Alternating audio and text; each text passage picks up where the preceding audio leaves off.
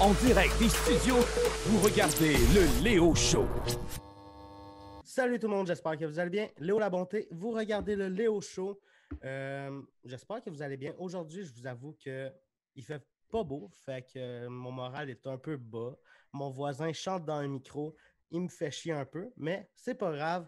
Aujourd'hui, je reçois un invité exceptionnel, un humoriste, un podcaster.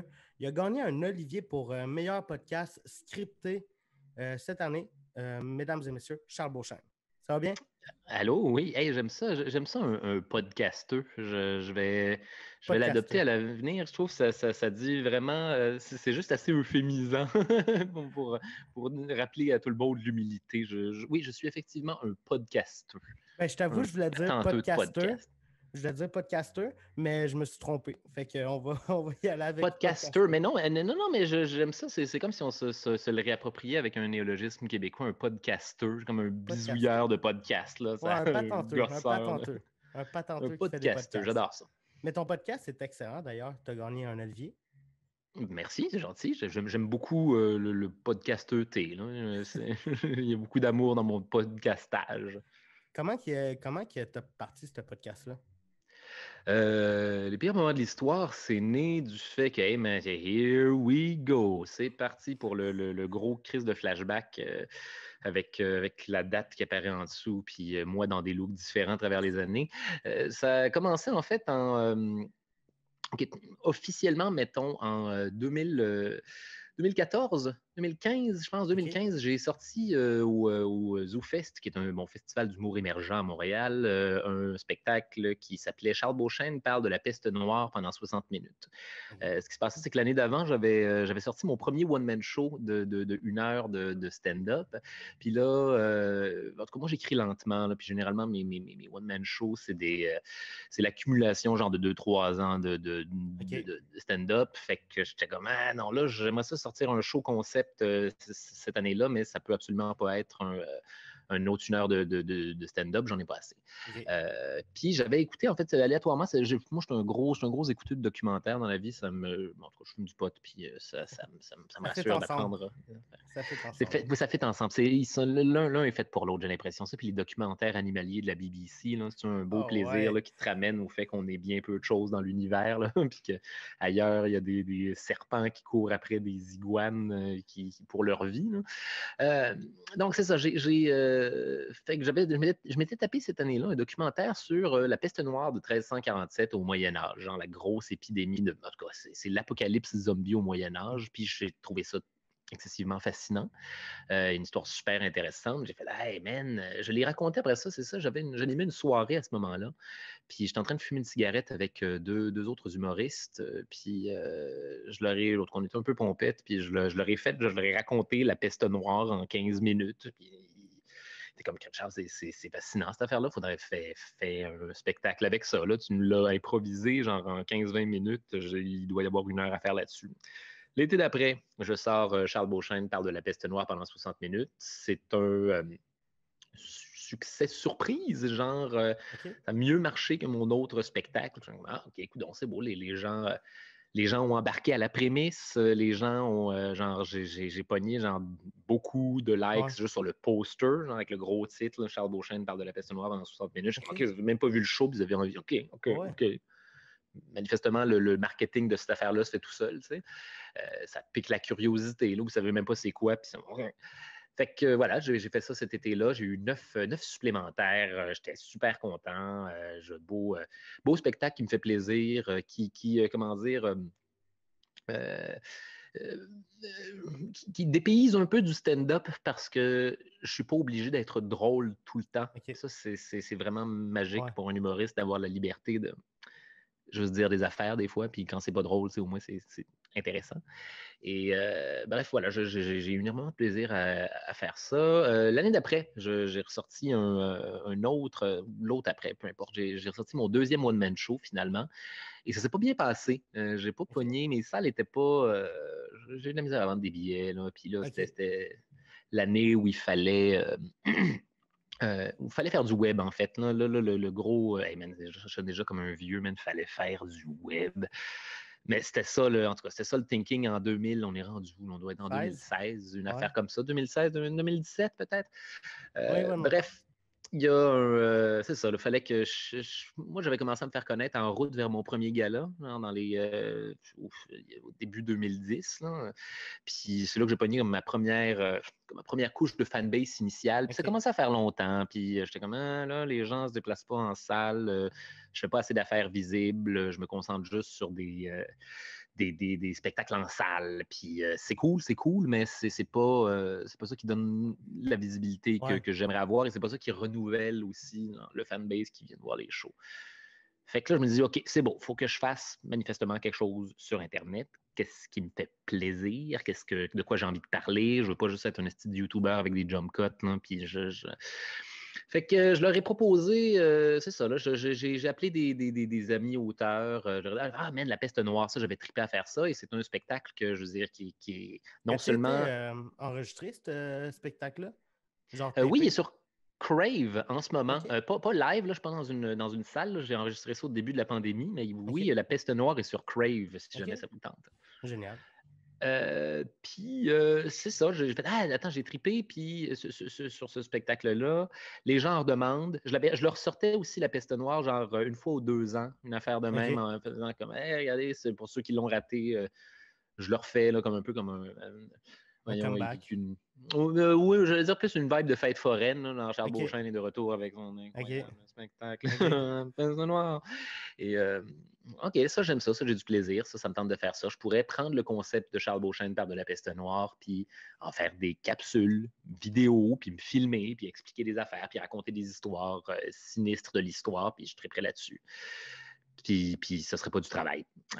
Étant donné qu'il faut que je le fasse. De toute façon, j'ai besoin d'une présence sur Internet. Fait qu'on on est allé pitcher ça chez Urbania. À l'époque, j'écrivais des articles sur Urbania. J'avais déjà un peu un pied dans la porte. Fait qu'on est allé leur proposer ça en faisant regarder, vous me connaissez, là, maintenant j'aurais une idée de capsule web. À l'époque, c'était censé être un peu comme. C'était censé être filmé à la même manière que Ouais. Vérité aux conséquences de Louis T. Je ne sais pas si. OK. Ça me dit Dans rien. le c'est Louis Mais T qui raconte des affaires d'actualité OK. sur genre fond blanc, là, avec OK. des conversations avec lui-même.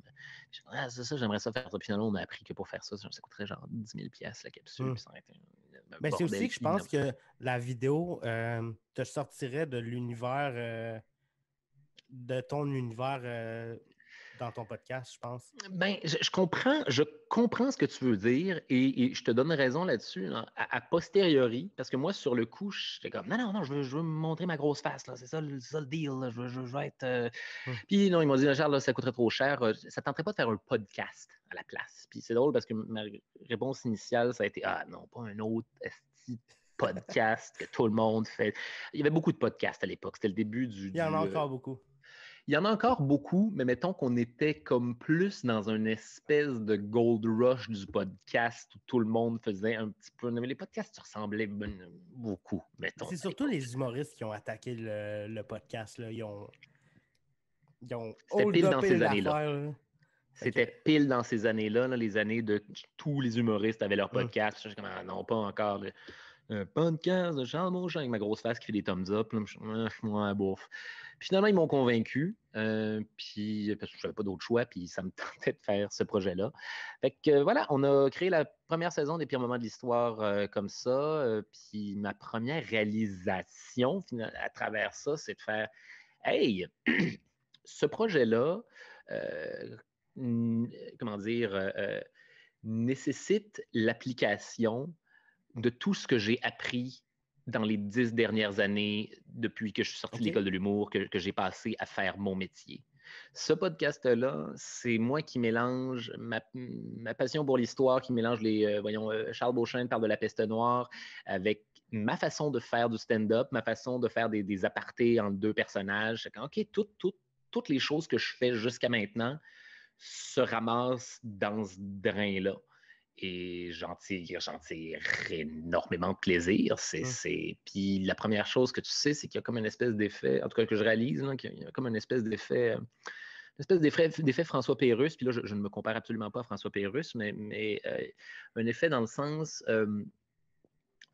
si tu es suffisamment bon pour créer des images avec tes mots ou sans qu'on te donne l'image, c'est plus satisfaisant pour le public d'avoir mis en scène le sketch dans sa tête eux-mêmes. Il y a quelque chose de satisfaisant dans tout ça. C'est jamais, genre, ça va toujours être, comment dire, un rire intrinsèque pour tout le monde parce que c'est eux autres qui l'imaginent à leur rythme avec l'image qui leur vient instantanément en tête, qui est la plus comique individuellement pour chaque individu. Ça ouvre la porte à l'imagination des auditeurs. Et voilà. Il y a quelque chose de satisfaisant humoristique. C'est un peu les fondements de l'humour, en fait. Là. Il y a un des fondements de l'humour qui est le public va toujours plus rire de se trouver wise, d'avoir compris la joke. Il y a comme une espèce d'effet, en tout cas, égocentrique que ça crée. Là. Une joke compliquée que le public va se trouver wise, ils vont la rire plus, d'avoir compris, en tout cas.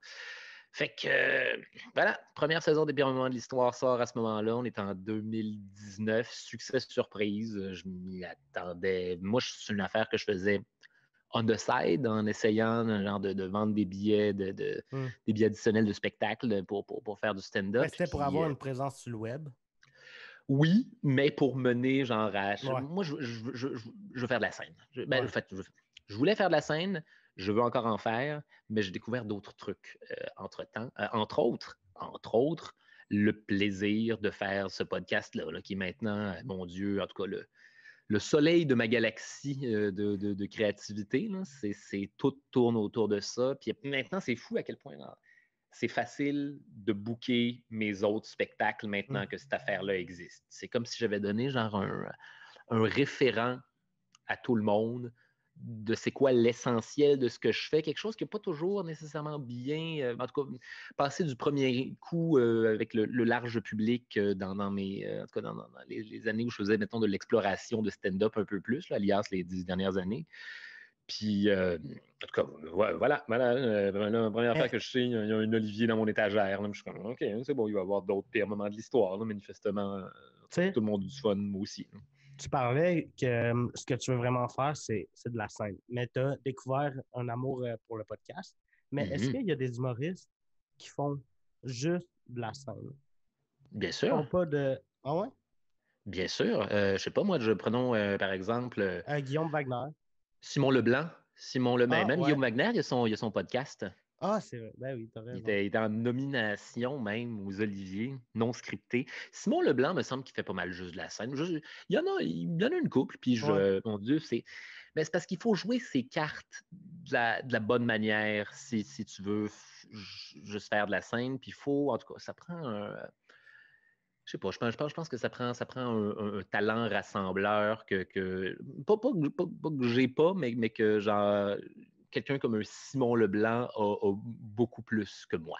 Ouais. Et c'est correct. Moi, en tout cas, la réalisation que j'en viens, à laquelle j'en viens à la fin de toute cette épopée-là, c'est les choses se placent d'elles-mêmes tant que tu fais quelque chose que tu aimes.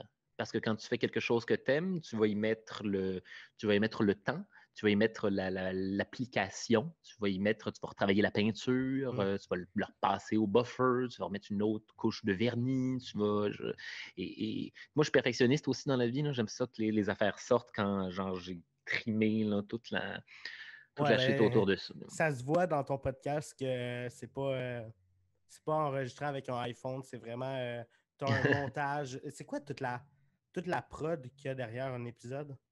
Et attache bien ta ceinture. C'est drôle parce que je suis là, je suis pile là-dedans là, pour la saison 4 des pires moments de l'histoire. On était un peu retardé cette saison-ci. En tout cas, il y avait de la cafouillage de signature de contrat, puis de paperasse dont je me calisse. Puis voilà, mais il fallait faire ça, là, puis ça nous a un petit peu mis des bâtons dans les roues. Fait que là, je viens de commencer à écrire la 4e saison des pires moments de l'histoire. Premier épisode, les 300 Spartiates, pour ceux que ça intéresse. Donc, OK, check bien ça. Le processus pour une saison des pires moments de l'histoire. Alors, on va généralement se rencontrer, moi puis mes co-auteurs, François de Grandpré puis Audrey Rousseau, je sais pas, en fin fin janvier, début février. On va faire un brainstorm initial relatif aux épisodes ou en fait aux faits historiques desquels on a envie de parler dans cette saison-ci. 5 par saison, évidemment. J'aimerais faire plus d'une saison par année un jour. Ça va peut-être être ça, mais pour l'instant, c'est ça. Okay. C'est 5. Donc, on trouve nos sujets, suite à quoi on les envoie à l'approbation. Je suis Urbania, mais généralement, on l'a tout le temps. On commence à écrire. OK, écriture d'un épisode maintenant. La façon dont on se les divise, en tout cas, il y a quelqu'un qui se ramasse avec 2 épisodes, puis les 2 autres, généralement, finissent par travailler sur le top. Généralement, je fais des palmarès en fin de saison. Fait que là, les 2 autres auteurs se mettent là-dessus. On en écrit chacun de notre barre. Écrire un épisode, mon Dieu, en moyenne, je vais prendre, disons là, que j'ai juste ça à faire. Une semaine pour la recherche, mettons, là, où je me tape infini documentaire. Je lis des encyclopédies, des articles, je fais de la triangulation de données, là, s'assurer que des experts appuient les experts qui disent les affaires que tu as lues. Toujours important à faire sur Internet. Tu vas fact-checker les infos. Je vais toujours fact-checker mes affaires avec au moins 2 autres sources, m'assurer que je ne suis pas juste en train. Parce que c'est ça l'affaire avec l'histoire, c'est que souvent, ça se sensationnalise très facilement. Et ça, c'est une affaire que je ne veux pas faire. Je veux que vous soyez terrifiés par la réalité ou par la possibilité de la réalité, mais pas par quelque chose que j'ai amplifié pour le théâtraliser, pour pour créer des émotions de surprise. J'aime l'idée que ce sont les facts que je vous donne, ou quand c'est flou, genre que j'oriente la pensée sur c'est peut-être cette affaire-là. Moi, j'aime bien penser que c'est ça. Je trouve ça beaucoup plus cool comme ça. Genre. Bref, mettons une semaine pour la recherche, une semaine pour l'écrire. Mettons que j'ai juste ça à faire, mais généralement, c'est 2 semaines. Suite à quoi, OK, là, après ça, on a fait ça chacun de notre bar. On s'échange nos épisodes, moi, François puis Audrey. Je prends leurs épisodes et je les réécris de A à Z. Genre, mais juste pour que ce soit avec dans mes mots. Ouais. Avec ma musicalité, avec tu peux tweaker une coupe de gags, peut-être rajouter des affaires, les act-out, les fameuses scénettes là, avec les personnages. Là. Ça, c'est moi qui en mets beaucoup dans les épisodes. Là, quand on me donne une charpente, là, je t'injecte ça là-dedans comme une espèce de mongol. Pour faire des synthèses aussi, c'est souvent beaucoup plus facile. Pour m'assurer que moi-même, j'ai compris de te faire un petit sketch en 4 lignes. Voilà ce que je viens de dire par 2 bonhommes avec une grosse voix comme ça. OK, suite à quoi? Là, on a échangé nos 3 épisodes, on les envoie ça fait déjà, mettons, 1 mois qu'on travaille là-dessus, là, mettons. Là. On les envoie à l'approbation chez Urbania, suite à quoi Barbara Judith Caron, notre réalisatrice, va lire chacun de ces épisodes-là pendant qu'on est en train d'attaquer les 2-3 autres en parallèle pour les lui envoyer par la suite. Elle check toutes les affaires, s'assure que, je veux dire, il n'y a pas de joke qui ne passe pas, il n'y a pas d'affaires qui ne sont pas claires, il n'y a pas de trucs, tu sais, en tout cas, s'assurer que tout est propre. Hein. Suite à quoi il nous renvoie ça, on fait un brainstorm en gang, on lit les recommandations tous les 3, on tweak les affaires au fur et à mesure dans l'épisode. On renvoie ça, généralement c'est approuvé à ce moment-là, on fait ce procédé-là pour tous les épisodes. Généralement, là, on est rendu à 2 mois dans le processus, quelque chose comme ça. Suite à quoi, là, il y a on s'en va en enregistrement. Après ça, une fois que tous les épisodes sont approuvés, généralement 1 mois plus tard, là, le temps de pogner le studio et s'assurer que tout est correct. L'enregistrement, je fais ça en 1 semaine peut-être, à raison de 2 à 3 épisodes par jour. Mais là, on m'a récemment limité ça à 1 épisode par jour parce que mon corps ne suit plus. Je ne peux pas faire... Je peux pas enregistrer 3 épisodes d'épierrement de l'histoire dans une journée. Je vais me... gonner dans le chest. Ça doit être rough, ouais. Et tu le vois, en fait, je te dirais même que tu peux, genre à l'écoute, là, tu peux voir, vous voulez un petit secret, un petit behind the scenes, là, vous pouvez voir c'est quoi les épisodes qui ont été tournés, qui ont été enregistrés en fin de journée. Ma voix est plus grave dans les épisodes du matin Et plus ça avance, plus je suis en mode, je vais... Vous auriez peut-être remarqué, ma voix fait des pics. Là. Plus je fais des pics, puis je suis high pitch, plus l'épisode a été fait en fin de jour. Suite à quoi, une fois que c'est tout enregistré, en une semaine ou deux, généralement, on envoie ça au montage, là où Lucie Fournaison et notre nouveau monteur Alexandre Sarkis vont s'occuper de nous faire le montage de toute cette patente-là. Ça prend 1 mois ou 2 à peu près parce qu'ils n'ont pas juste ça à faire eux autres. Ils nous renvoient une épreuve de montage.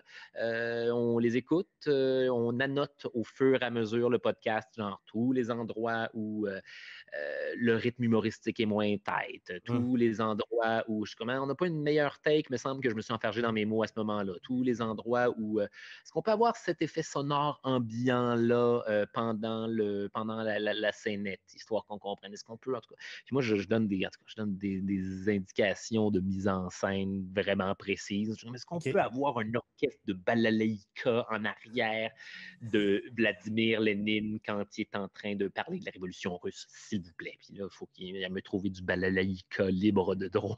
je suis leur pire esti d'ennemi. 2 mois plus tard, ils me sortent les premières épreuves. On renvoie ça à eux autres.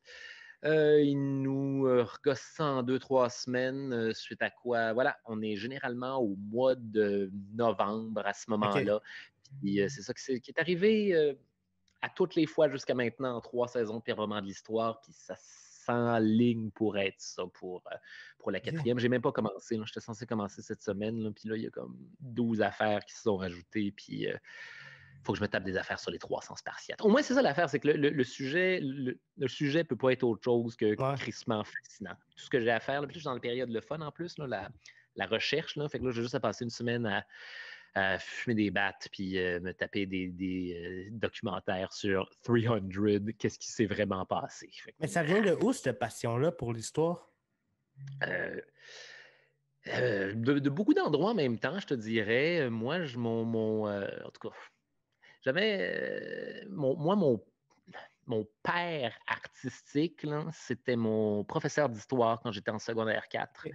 Est-ce que je raconte tout le temps cette histoire-là, mais je me tanne pas. Là, mais, moi, j'avais pas d'amis au secondaire, puis j'étais pas populaire, puis je jasais pas en classe. Puis, voilà, c'est ça. Là, j'étais ce qu'on appelle un rejet.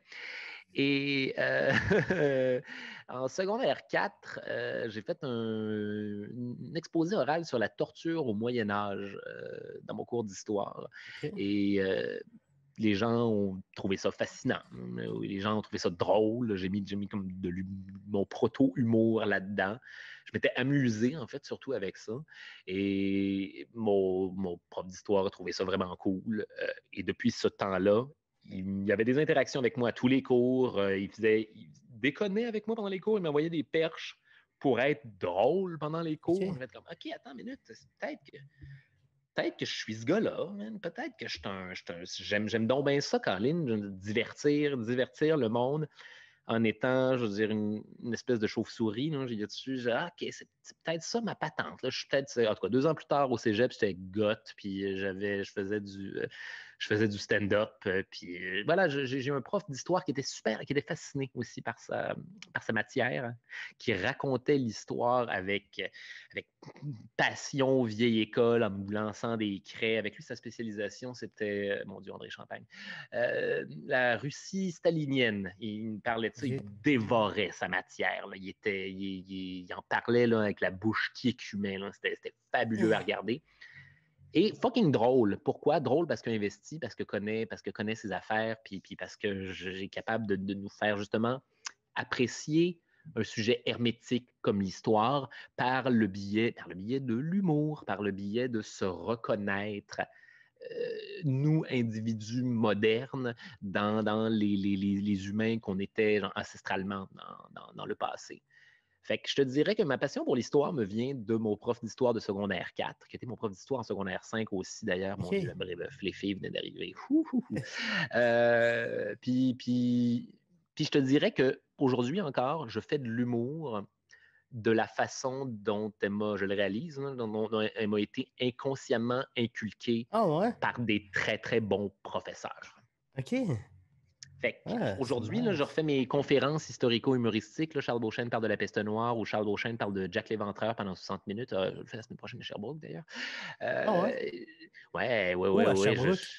Je me souviens plus pour regarder. Là. Je suis là OK. la semaine prochaine, mardi puis mercredi, si je OK. ne m'abuse. Euh, Fait que même là, tu vois, même en faisant ces spectacles-là, je réalise, hey, tu sais quoi, je me reconnais, je reconnais l'intensité de mes anciens professeurs, de ma façon de le livrer. C'est comme ma proto-école de spectacle, de stand-up, Hmm. d'humour et de pire moments de l'histoire. Parce que c'est ça le stand-up, c'est raconter des Ouais. histoires avec passion en faisant embarquer les gens. Et guess what? L'histoire est une histoire. Faut raconter Hmm. l'histoire comme une histoire. Ben, Et raconter une ça histoire, a l'air c'est un niaiseux, art. là, mais Le monde pense que c'est simple de raconter une histoire. Pas si non, simple que ça. Pas si non, mais simple non, que mais ça. non, mais Ça te prend. c'est un art resté intéressant. Ouais. Ça, ça te prend une structure de travail. C'est une Ça prend job. de la passion. Ça prend de la passion, puis ça prend surtout, je te dirais, genre, la clé là, de bien raconter une histoire, c'est de la vivre de la même manière à toutes les fois que tu la racontes. Ouais. Et c'est un peu ça, le stand-up. C'est un peu ça, là, je veux dire, qui va faire la différence là, quand tu fais de l'humour entre une soirée où ton number va runner, une soirée où ton number va bien rentrer, puis une soirée où tu bombes, là, c'est à quel point tu es investi dans ton histoire, à quel point tu filais ton sujet quand tu le racontais. C'est primordial. On ne dit pas juste des mots. Ouais, c'est réfléchi. Mais On véhicule de l'information, on véhicule de la passion et des émotions, peu importe genre quelle heure de la hmm, scène tu fais. Là. ouais. Même un film, Surtout un film. de la façon que c'est écrit à de la façon que c'est filmé, tout est pensé pour raconter une histoire. Puis, ouais. Mais j'aimerais ça Les revenir. films d'auteur sont bons pour ça. Là. Il y a comme justement toute cette dose-là d'amour additionnel là, qui est la signature. Quelqu'un. Hey, rien. Y a-tu de quoi de mieux, man, qu'écouter un film que le réalisateur a mis de l'amour de A à Z dans chaque shot, où tout est théâtralisé de la bonne manière, tout est cadré, tout est éclairé de la bonne façon. Même chose en BD ou dans un livre ou whatever. Tu sais, Excuse-moi, je t'ai interrompu, t'allais dire quelque chose? je vais juste finir avec ce que tu as à dire. Tu sais, une bonne histoire va rendre ton film bien plus meilleur que n'importe quel effet spécial. Tu peux Mhm. avoir les meilleurs acteurs. Si tu n'as pas une bonne histoire, ça va être de la merde. Voilà Puis, tu sais mon quoi? opinion. Tu penses que tu peux même raconter une histoire qui n'est pas si intéressante que ça et la rendre très Ben intéressante oui, avec de la bonne cinématographie. ben oui, ben exactement. Mais ce que j'allais dire, c'est, je voulais revenir à ton podcast. J'ai Oui, entendu dire que tu étais censuré sur l'application audio. censurer. Censurer, c'est un bien grand mot. Ce qui se passe, c'est que sur l'application audio de Radio-Canada, il y a des bouts comment dire, eux trouvent que ils n'aiment pas quand j'utilise des anglicismes, ils n'aiment pas quand je sacre à outrance. On a trouvé le compromis de mettre des bips par-dessus mes fameux sacres à outrance. Parce que des fois, ça fait partie de la musicalité. Là, je Ouais, m'excuse. Des fois, ouais. j'ai besoin de sacrer dans ma phrase pour justement véhiculer la bonne particule d'émotion à ce moment-là. Là. Puis voilà, c'est ça. C'est Radio-Canada. En tout cas, je ne sais pas pourquoi il donne le droit à François Bellefeuille de sacrer dans son podcast, mais moi, ils sont frileux, là, mais tough shit. Là. Mais voilà, il y a une couple de gags qui sont, en tout cas, des fois édulcorés ou des fois qu'on enlève. C'est pas vraiment de la OK. censure, je te dirais que c'est Radio-Canada qui, des fois, sont frileux sur des affaires. Si vous voulez écouter les pires moments de l'histoire, de la manière dont le director Scott, là, allez sur YouTube, allez sur Spotify, allez sur iTunes, sont toutes là. Ouais. C'est juste qu'audio, vous allez avoir la version à écouter avec toute la famille. Sur audio, vous allez avoir la version si vous êtes un professeur d'histoire à faire écouter à vos élèves. Genre. Ouais. Ça te dérange-tu, ça? Est-ce que tu t'es dit, ben, je vais juste pas puis mettre mon podcast là-dessus? Non, non, non, au contraire, c'est OK. je veux dire, c'est une plateforme, c'est eux autres qui décident. Hmm. Je suis content je suis content qu'ils aiment mon produit. Puis c'est parce que je trouve que c'est des compromis qui sont tellement minimes. Là. Ils ne sont pas en train de compromettre l'intégrité de l'œuvre. Là. Quand ils me demandent de couper une affaire qui me tient vraiment à cœur, je m'en vais au bat. Je défends mon idée. Je dis, regardez, écoutez, c'est ça, c'est Est-ce que sine c'est qua déjà non, là, arrivé? c'est inoffensif. Oui, oui, une couple de reprises. Là, puis là, OK. on fait passer ça par notre réalisatrice Barbara Judith-Caron, qui l'aurait écrit par la suite, là, puis OK. qui est très, très bonne d'ailleurs pour les dealer. Mais à toutes les fois que je me suis battu pour garder quelque chose dans le podcast, c'est resté dans le podcast. Le Cool. reste, c'est mettre des bips par-dessus mes sacres ou trouver genre une façon gentillette de couvrir des anglicismes ou autres vulgarités. Puis ça, tu vois, je trouve mon plaisir là-dedans. Là. Je trouve des espèces de, comment dire, tournures de phrases un peu folichonnes là, Hmm. pour me remplacer les fois où je suis outright vulgaire. Là. C'est correct. Mais tu sais, tant que ça devient pas un autre podcast, là, tant que ça reste, tant que ça garde Si ta c'était ligne ça, directrice. on ferait plus, je ferais plus affaire. Je ferais plus OK. affaire avec Audio. Je trouve que leurs demandes sont raisonnables pour la plateforme. Puis de toute façon, OK. je veux dire, le podcast existe Partout. sur beaucoup plus de plateformes en version non édulcorée Ouais. que audio. Fait que, choisissez la version que Puis vous voulez. je sais pas si tu vois toutes tes stats, mais est-ce que les personnes qui le regardent sur l'application audio sont nombreux? Sont nombreuses? Je pense que c'est là-dessus que les gens que beaucoup de gens en fait le découvrent.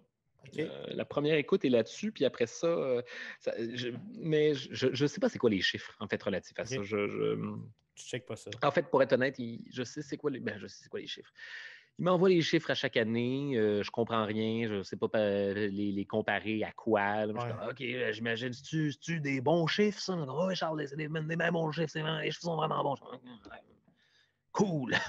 Cool. C'est moi à écrire d'autres affaires maintenant. Fait que, à ce qui paraît, les chiffres sont bons, mais il faut croire que je m'entorche. C'est ça, Génial. voilà. C'est quoi tes podcasts préférés? Euh, J'écoute pas beaucoup. J'écoute pas beaucoup de podcasts. Pas par snobisme ou manque d'intérêt. C'est pas quelque chose qui fait partie de mes habitudes d'écoute. Mais attends, il y en a plein que je me suis fait référer là, que j'aimerais assurément beaucoup écouter puis sur lesquels il faudrait que je me mette. Genre Hello from the Magic Tavern, ce qui paraît sur une espèce de podcast médiéval fantastique à propos d'un dude qui se téléporte dans une taverne du Moyen Âge, Donjons et Dragons, puis interview des personnages. Ah, ok, ça, je me suis fait dire que c'était crissement bon. Je vais essayer d'y jeter un coup d'œil. Sinon, mon Dieu, quel podcast j'écoute? C'est une satanée bonne question, ça. Non, c'est drôle, ça fait pas Ça fait pas partie de mes partie. habitudes d'écoute. T'écoutes plus Moi, des je suis documentaires. des Lancement des documentaires vaches. puis des dessins animés, pour Ah être ouais? honnête. Moi, j'ai autre école de stand-up, là, autre école d'humour, les dessins animés. La rythmique comique de dessins animés, là, Lesquels que t'écoutes? c'est prima. Je vais pas mal dans toutes les directions. Moi, un que j'aimais beaucoup, là, qui a beaucoup façonné qui je suis en tant qu'artiste comique aujourd'hui, c'est Duckman dans les années 90. Je connais pas. C'est un vieux dessin animé début 2000 là, à propos d'un canard détective privé qui est voicé par Jason Alexander de Seinfeld, celui avec OK. les lunettes. Là. Puis voilà, c'est un canard détective privé qui parle vite en faisant des très, très longs paragraphes. Je suis comme, c'est bien, Chris, le rythme est bien tête, c'est bien cool d'être capable de faire des grosses envolées opaques comme ça, flawless, puis le rire à la fin payant. Le rire à la fin de la très, très grosse accumulation est très, très payant. Ça m'a appris. Sinon, mon Dieu, qu'est-ce que j'aime comme dessin animé? Hey, les bons vieux, les vieux Simpsons. Moi, les vieux Simpsons, jusqu'à saison 10, mettons, là, il y a des bijoux là-dedans. Il y a des bijoux de gags.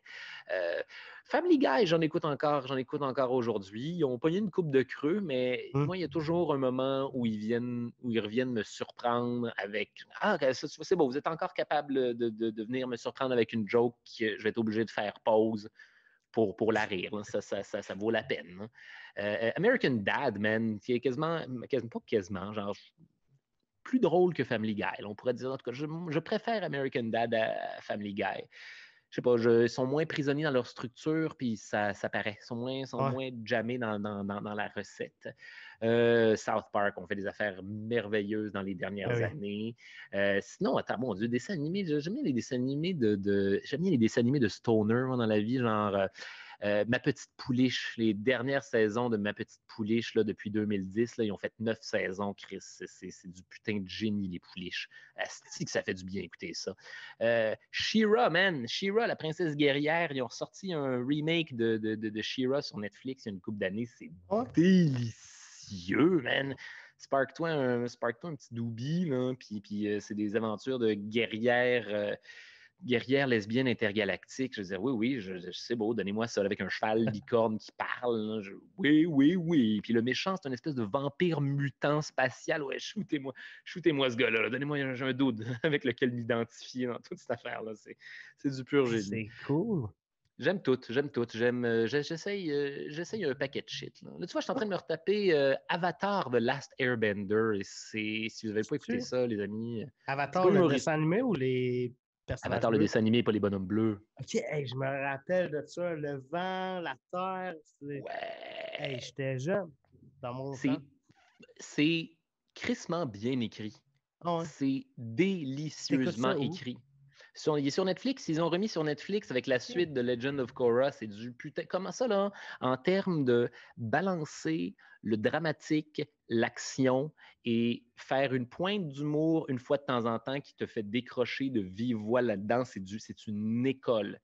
Mais c'est ça. C'est de façon générale, les dessins animés, c'est une école. Big Mouth sur Netflix, le dessin animé qui relativise la sexualité aux adolescents. Je le vois passer, j'ai jamais cliqué. Fucking genius. C'est délicieux, Big Mouth. Ça s'écoute comme ça. C'est le concept.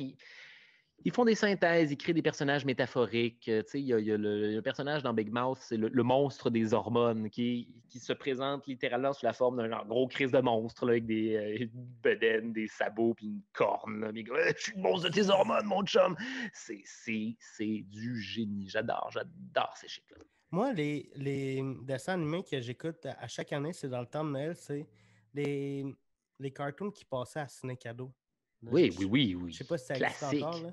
Mais oui que ça existe encore. Astérix, Obélix, une coupe de Tintin. Là, ils te mettent des DreamWorks dans le mix, là, genre la légende de Sinbad. Non, Sinbad, la légende des 7 mers contre la déesse du chaos.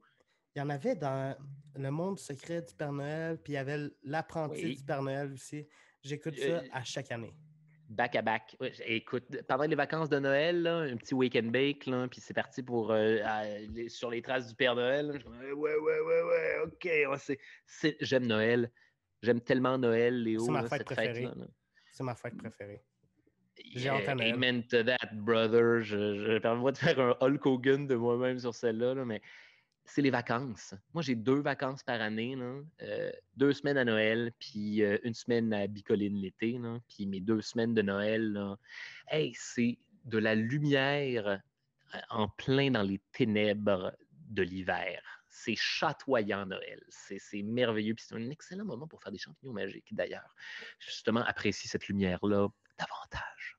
Mais je me rappelle une année à Noël, il y avait une maison où je vivais à Magog, il y avait une maison où était tout le temps ultra décorée. Chaque fois qu'on passait devant, j'étais comme « Hey, t'as qui cette maison-là? Papa, là, il était comme « Ah, elle est au Père Noël. » Je savais pas qu'il vivait à Magog. C'est cool. Ça doit être son pied à terre. Là. venir Son là chalet sur une le ou bord deux de semaines l'eau. par année, là, relaxer là, après Noël. Là, comme, bof! Ça, c'est fait. Il faut que j'aille au chalet. Là. Laissez-moi tranquille. Désagréable avec Mère Noël. Là. Il faut qu'il Mais s'isole un petit peu. c'est vrai que, tu sais, la seule chose que j'aime de l'hiver, c'est Noël. J'aurais tendance. Ben, OK, non, attends. Je te fais une contre-proposition sur celle-là. Là. OK, Il y a, dans les deux affaires nice l'hiver, il y a Noël et le plaisir d'être au chaud à la maison en pantoufles alors qu'il y a une tempête de neige à l'extérieur. Ça, là, il y a ouais, rien de ouais. plus rassurant que cette affaire-là. Tu sais, quand tu En lèves tes écoutant Ciné rideaux, là, Cadeau. ouais, ouais, ouais, ouais, ouais, ou whatever, si t'es rendu au mois d'avril, mais là, en tout cas, on a des hivers de plus en plus courts. Je ne sais Hmm, pas si vous avez remarqué, ouais. il a neigé en janvier cette année, première neige, puis c'était fini début mars. Hmm. Il annonce de En la tout cas, neige demain dans mon coin. oui, oui, oui, puis à Montréal aussi, là, on devrait en avoir OK. un petit peu. If you must, là, mais un peu tard au party, pour être honnête. J'aurais pris ça le 12 décembre, Mais je histoire me de. rappelle un Noël pas de neige. Ah Je oui. pense en 2017-2018, il n'y avait pas de neige. Puis là, j'étais comme, arc. À nous autres, ça fait Vraiment, une couple là, qu'on a, là, qu'on a là, pas de tu neige là, marches à dans la Montréal, là, boîte. que c'est. Ah, où il y a du gazon, là, et ça me déprime. Noël, puis encore du gazon, là, je suis mécontent. Là. Tu sais, quand tu arrives au party en t-shirt, là, un Ah 25 non! décembre, arc. Même, pour la même raison que dans les films américains, Noël me déprime. Là, c'est toujours des Noël californiens là, où ils débarquent en chemise hawaïenne là, avec des Ouais, décorations de Noël là, ouais, qui sont pas à leur ouais. place, là, qui a l'air d'avoir du smog à Noël. T'es comme, ah, c'est pas ça, c'est Hey, pas mais ça, les Noël. films de Noël, genre, dans des affaires, genre, un couple qui va visiter leur famille, Ouais. euh, j'adore ce genre de Ça, là, film-là. oui, oui, ils appellent ça, je pense, les films Hallmark de Noël. Ah ouais? C'est genre des films qui sont spécialement faits hein, pour genre, très, très rapidement, puis en grande OK. production mode grand V là, pour sortir un maximum de films similaires comme ça à Noël ou dans toutes les diverses occasions de sortir un film comme l'Action de grâce ou la Saint-Valentin. Bon. Mais je sais pas pourquoi je tripe autant sur Noël, mais ça, c'est. Même si cette Mais année, Noël, c'était de la merde, là, parce que c'était la merde. T'as passé un Noël de chiottes. j'étais tout seul. Il n'y avait rien qui Ah. savait organiser. Je vis tout seul, fait que j'ai passé un Noël à manger du Mais poulet. Léo, la clé, là, la clé de Noël, là, parce que j'ai déjà passé une coupe de Noël tout seul également. Là. La clé, c'est de se l'approprier. La clé, là, c'est make the party your own. Fais genre. Non, bon, entoure-toi de toutes les affaires que t'aimes. C'est vrai que j'avais même pas décoré mon appart. Tu vois, là, tu as perdu une partie de la magie là-dedans. Là. Prends le Ouais. temps là, Mets-toi là, un petit album de Noël. Là. Prends le temps là, de faire un petit sapin. Va à l'épicerie t'acheter les biscuits Pillsbury en forme de sapin. Là. Crisse ça dans ton four. Puis, non, mais l'accumulation Ouais. de toutes ces patentes-là, là, à un moment donné, tu es comme non, non, c'est beau, c'est Noël. J'ai fait le party moi-même. Il suffit de prendre du temps pour toi, s'asseoir, lire un livre, faire un bricolage, relaxer, s'offrir le cadeau de temps à Hum. soi-même, là, meilleur moyen de combattre la déprime. Toi, t'as passé un bon Noël cette année, malgré la Euh, pandémie? pour vrai, un de mes meilleurs, parce que je travaille beaucoup. Je travaille beaucoup dans la vie, puis je suis très, en tout cas, work hard, party hard. Puis, non, moi c'est ça, j'ai 2 vacances. J'ai le Moyen-Âge l'été, puis 2 semaines à Noël. Puis cette année, là, mon dernier corpo là, est arrivé proche du 21, là, qui est généralement la date OK. limite où je ne veux. À partir du 21 décembre, vous ne me demandez Rien. rien jusqu'au 6 janvier. C'est ça la loi, les amis. Je ne sais pas trop comment vous expliquer. Je Est-ce que c'est disparais. lié au congé quand tu étais à l'école? Parce que me semble que c'est à peu près les mêmes dates. Non seulement c'est ça, mais je te dirais que moi, je calcule mes années en fonction d'années scolaires. Très souvent dans ma Ah, tête, ok. une année, ça commence en septembre. Mais c'est fou parce que, je veux dire, en humour, c'était ça aussi, là, quand il y avait du stand-up dans les bars, là, la saison finissait au début de l'été et on reprenait, genre, la nouvelle saison d'humour, c'était le retour en septembre des vacances. Je Fait que ça pensais m'est que resté un la peu. grosse saison en humour, c'était genre juillet à août. Dans le sens, oui, oui, là, tout le monde se brûle. Ça, c'est les examens, ça. Ça, c'est la OK. saison des festivals. OK. Puis après ça, fin août, tu ne vois plus un esti d'humoriste nulle part. Puis là, les gens reviennent en septembre, là, généralement OK. avec du nouveau matériel, roder des nouvelles affaires, et c'est parti pour un autre tour de carrousel. Mais oui, moi, mes vacances de Noël, là, je les pars au premier ciné-cadeau et ça s'arrête au dernier ciné-cadeau. OK. C'est comme ça que ça marche. That's the way I roll, baby.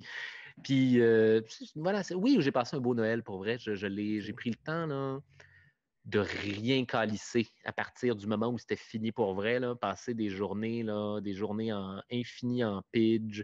Euh, je, je, je me suis abonné à Disney+. Je me suis fait là, le marathon de tous les putains de Star Wars.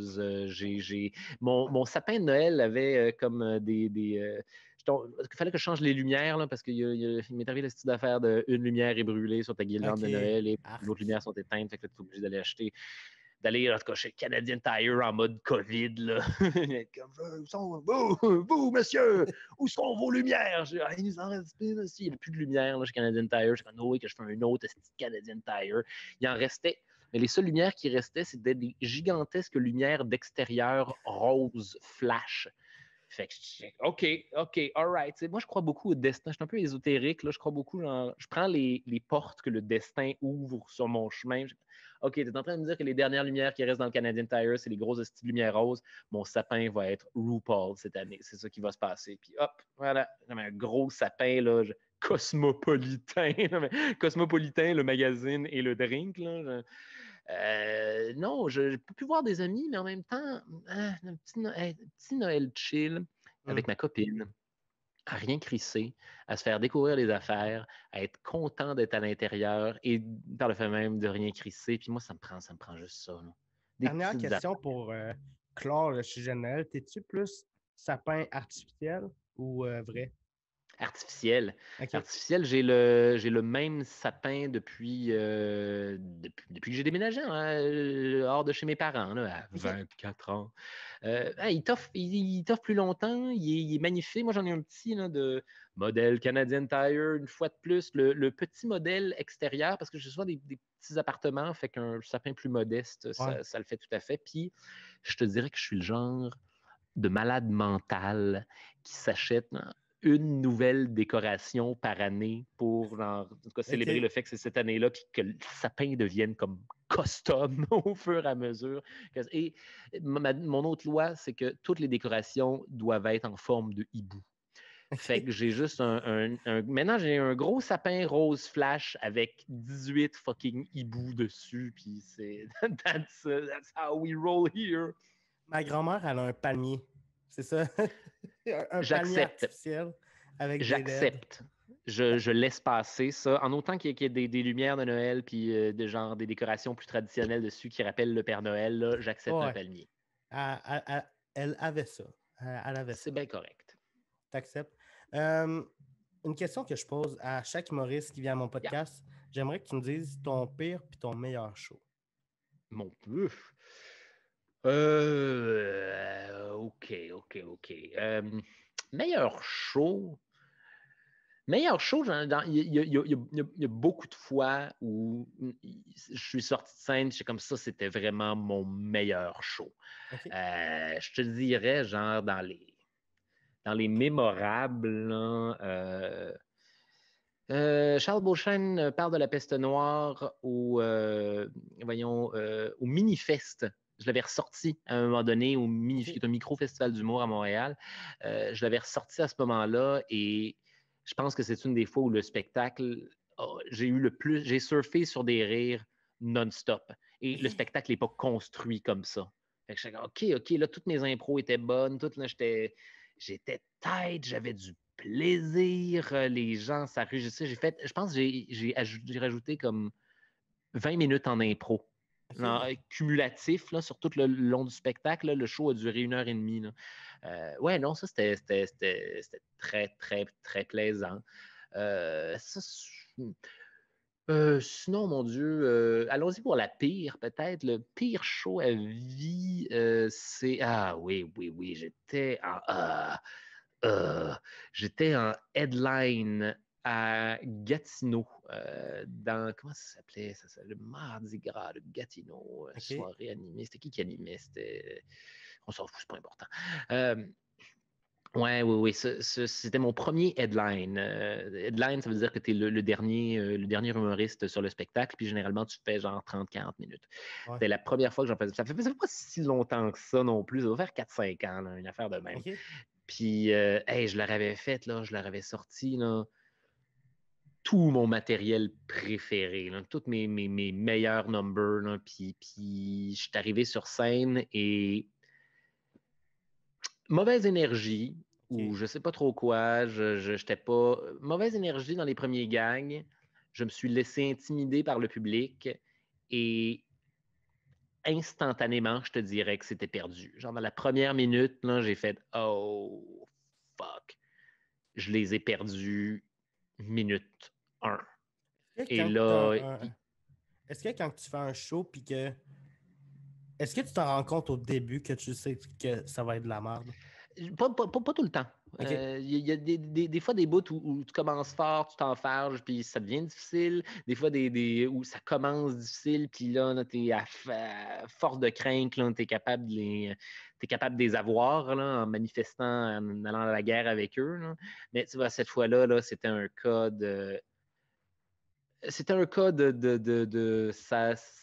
ça s'est joué dans les premières minutes. Après ça, le monde était éteint. Je faisais du stand-up pour moi-même. Puis j'essayais, là. Mon Dieu, là, j'ai essayé des ravoirs. Là. Écoute, j'ai fait 45 minutes dans le silence. Ben, dans le silence, en tout Ouch. cas. Dans un silence, ouais, dans un silence vraiment, vraiment lourd. Là. Puis OK. j'ai tout donné. Là. J'étais comme, non, j'ai été booké. C'est mon premier headline. J'ai été booké pour 30 à 40 minutes. Je vais faire 30 à 40 minutes. Puis là, il y avait le dude, l'organisateur de la soirée, là, qui genre, me flashait les lumières là, à un moment donné là, pour me dire comme genre, c'est beau, Charles, ça fait 25 minutes, tu as le droit, là, tu peux, il Pas l'avoir ta n'y a paye, là. Va-t'en. aucune honte à t'en aller maintenant, puis à mettre fin à ça pour toi, là, pour toi. Puis non, non, tu vois, même là, j'ai pas pris j'ai pas, je suis comme, non, arrête de me flasher les lumières, on va faire le 45 minutes au complet, j'en ai rien à chier, ça va être 45 minutes. C'était, c'était la pire expérience de stand-up de toute ma putain de vie. C'était le moment le plus humiliant de toute ma carrière parce que mes affaires allaient bien là, depuis une couple d'années. Parce que j'étais comme, hey, OK, c'est beau, je suis rendu là, je suis rendu un humoriste à headline maintenant. Super, je suis bravo, Charles, beau progrès, c'est mérité, on est rendu là, puis paf, premier headline. Catastrophe. Puis je suis sorti de là, puis j'étais. Je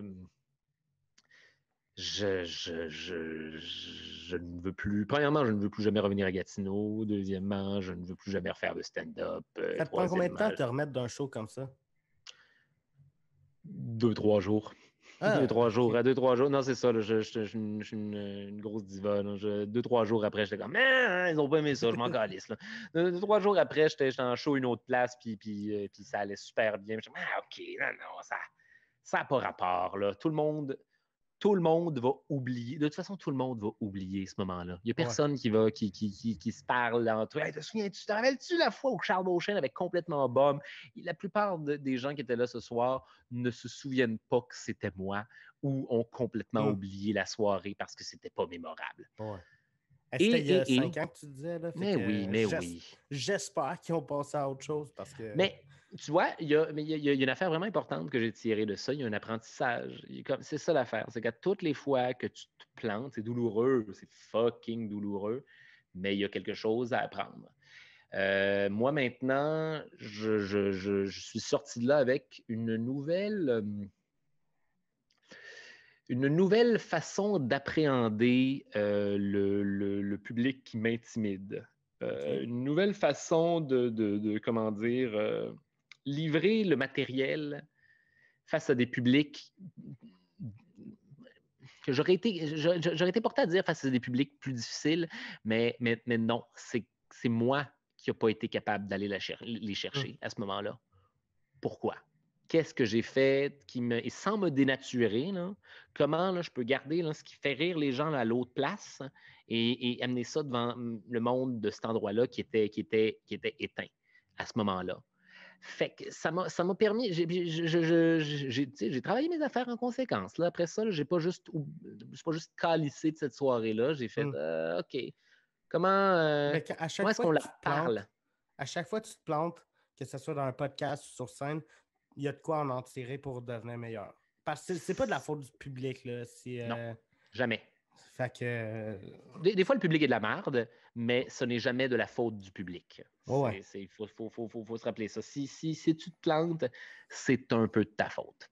Puis c'est cool. Ça veut dire que c'est entre tes mains, tu as le contrôle, si tu as appris tes leçons, de ne plus te planter. Puis ça c'est... Puis voilà, ça m'a appris à mieux... Je sors de là avec une meilleure compréhension de comment parler aux gens. Comment faire mon numéro en parlant davantage sans tomber dans des vieux... Moi, j'ai un vieux pattern qui est de faire du théâtre en stand-up, de réciter mon texte comme au théâtre. Puis généralement, plus ça va mal, plus tu le fais. Plus je me crisse des réactions, puis plus je fais du théâtre. Et ça, c'est un truc duquel je me suis débarrassé après ça. Cool, fait que faut se planter pour mieux se relever, comme dirait un grand philosophe. Il n'y a pas d'autre façon de faire. Se planter, c'est la meilleure affaire à faire. Vous voulez faire du stand-up, là? Préparez-vous, vous allez vivre des moments fort humiliants à plusieurs reprises et ça ne sera que bon pour vous. Exactement. Là, je vois que le temps passe, puis j'aimerais que tu me parles de tes futurs projets. Le podcast va sortir autour de juin-juillet. Fait que si tu as des projets qui sortent dans ce coin-là. Le podcast qu'on est en train de faire en ce moment, tu veux dire? La saison 4. La saison 4 des Pires moments de l'histoire? Ce podcast-là sort en juin-juillet. Fait que si tu as des projets qui sortent dans ce coin-là. Mon Dieu, qu'est-ce que je fais entre-temps? Je pense que je vais... Qu'est-ce qui s'en vient pour moi, là? Là, je vais être... en tout cas, une émission de stand-up à la télé dont je n'ai pas le droit de révéler le nom. Cool. Mais en tout cas, c'est comme la prochaine émission de stand-up. C'est une émission où on essaie de trouver comme l'espèce de le prochain stand-up. La prochaine personne qui va faire du stand-up. Là. Si vous voyez ce que je veux dire. Fait que je vais être là-dessus. J'ai bien hâte. C'est une belle occasion de ressortir du vieux matériel. Ça fait longtemps que j'ai fait de la scène, comme tout le monde, en fait, là, depuis vous regardez par la fenêtre récemment. Je vais faire ça. J'ai, mon Dieu, les pires moments de l'histoire, saison 4 qui devrait arriver. Peut-être assurément cet automne. Est-ce que c'est cet automne en septembre ou cet automne en novembre? I don't know. Qu'est-ce que je fais d'autre aussi par les temps qui courent? Mon Dieu. Pour l'instant, c'est ça. Je pense que j'ai des... En tout cas, j'ai des capsules à la soirée est encore jeune une fois de temps en temps si ça vous tente de me suivre. Tous les auditeurs, s'ils veulent savoir ce que tu fais, ils peuvent te suivre, j'imagine, sur Facebook, Instagram. C'est ça, exactement. La meilleure façon là, de me suivre, allez sur ma page Facebook, Charles Beauchesne, ma page d'artiste. Je mets tous mes projets là-dessus. Je mets tout ce que je fais sous forme de statut au fur et à mesure que ça arrive. Ah oui, attends, je vais avoir des représentations additionnelles de Charles Beauchesne parle de Jack l'Éventreur. Ça recommence cette semaine. Il va en avoir, en tout cas, au fur et à mesure qu'on va tout être vacciné puis que les salles de spectacle vont réouvrir, je recommence à faire ce show-là. Et peut-être cet automne, en parallèle, je vais me remettre à faire Charles Beauchesne parle de la peste noire. Les deux en même temps, le Jack et Jack et est-ce que, là, tu as abordé Jack l'Éventreur, la peste noire, est-ce qu'il y a un autre show que tu aimerais faire sur un autre sujet? Oui, ça va être le dernier. Ça va être le dernier de cette trilogie-là. Oui, je veux que ce soit une trilogie. Parce que les autres, c'est toutes des bons affaires pour les podcasts, mais les sujets tellement croustillants que je peux en parler pendant 150 000 ans, ça, je les garde pour les conférences.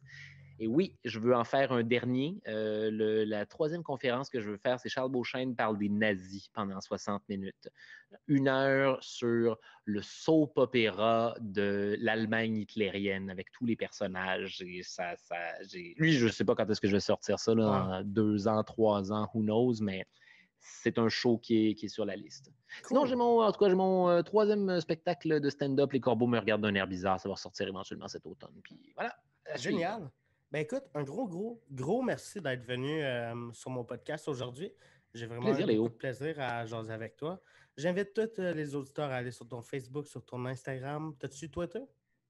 Oui, j'ai Twitter, puis Instagram, je mets des dessins puis des vidéos de chats, si ça vous intéresse. Génial, c'est à ça que ça sert Instagram. Écoute, je pense que oui. Hein. Un gros merci, puis vous autres, je vous dis à la semaine prochaine dans un autre podcast. Ciao tout le monde! Ciao! En direct des studios, vous regardez le Léo Show.